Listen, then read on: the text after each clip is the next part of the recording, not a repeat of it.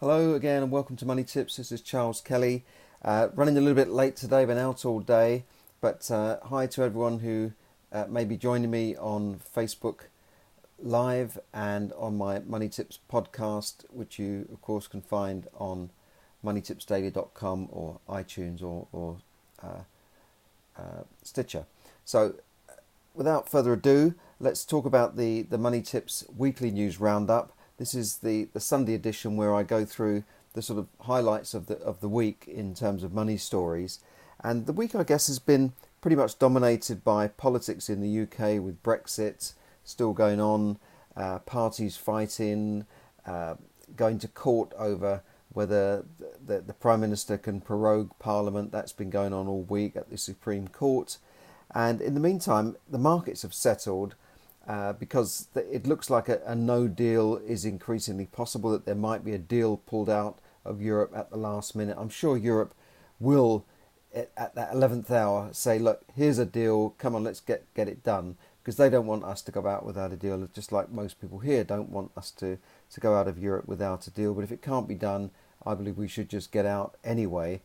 And in America, things have settled down between the trade war with Trump and China, so that's settled markets there as well.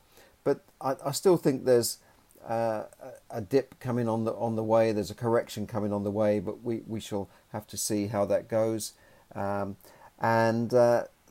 Federal Reserve followed the European Central Bank by cutting rates, but the Bank of England in the UK held the base rate at 0.75, which is almost historically low. I mean, it's very, very low.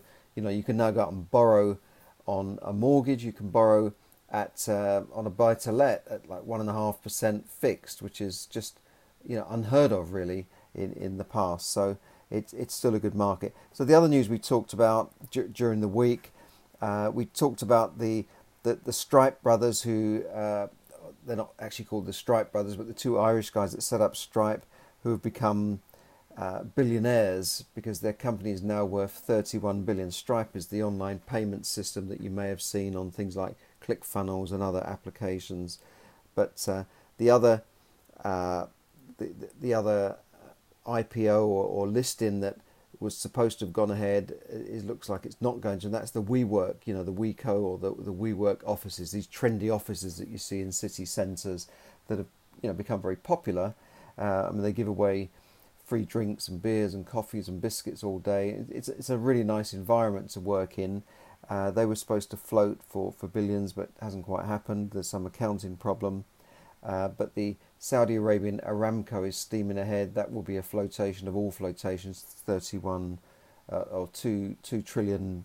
That's what they're going to be worth. And Airbnb also planning an IPO. This is the platform where millions of people are making money by renting out spare rooms or whole houses. It doesn't have to be a room, by the way. It can be a house, it can be a boat, it can be a tree house, it can be anything. I've used Airbnb. I found them very, very good. They're now worth over 30 billion, and it's just amazing. It's not that long ago, and I talk about in the episode on Money Tips Daily. I talk about how I went to their conference in Paris, which was cut a little bit short by the Paris bombing a couple of years ago. Then we talked about house prices in the UK, which are growing, barely growing, but at their slowest rate since 2012.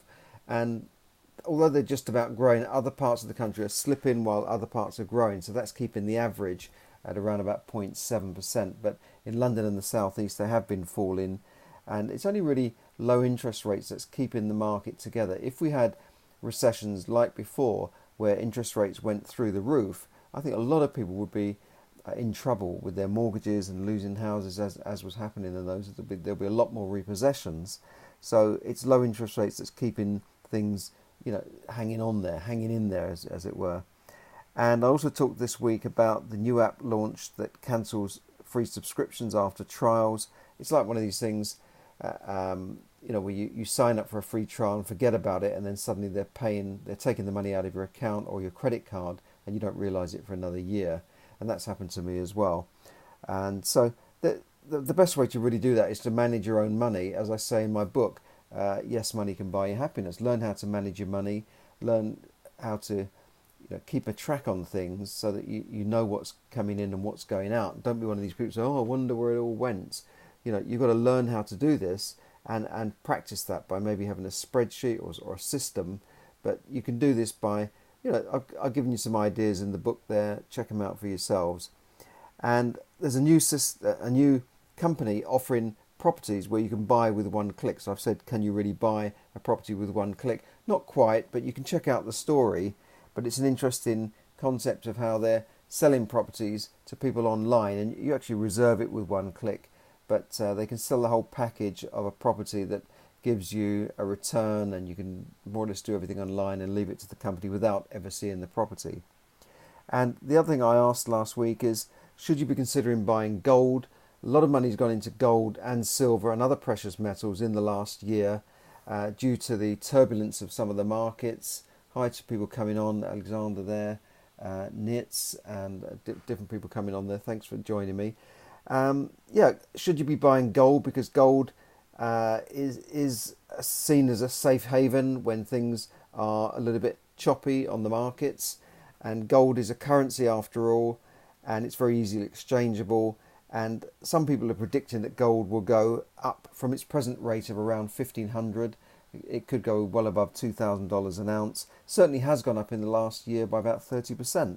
And I always keep a little bit of gold. And we talk about how to buy gold, what to do. That's in the episode there. So check that out. And there are more examples of these practical steps really for building your wealth, being happy. In my book, Yes, Money Can Buy You Happiness, where I cover the 3 R's of money management, the money belief system, and you can check that out on Amazon if you're interested. I also talked this week about the golden visa that many people in countries like China, the Middle East, Africa are looking to pin their family down in a safe place in Europe. And sometimes you can't get this because of visa problems, but if you've got a bit of money and you can invest in a property, you can get into a country like Cyprus, and within 3 months you could be fully resident or even have a Cyprus passport, which is exchangeable all around the European Union. You can travel anywhere around the European Union. So I talk about the golden visa, and if you're interested in that, if you've got money to invest, it's not a work permit, this is an investment visa. Email me at charles@charleskelly.net or on Facebook. So thanks for listening, and have a great start to the week wherever you are tomorrow, and I will speak to you again tomorrow. And don't forget to tune in. Charles Kelly bringing you money tips, help you save, earn, invest, accumulate and enjoy more money. Thanks a lot, and bye for now. Thanks for everyone on Facebook there. Speak to you soon.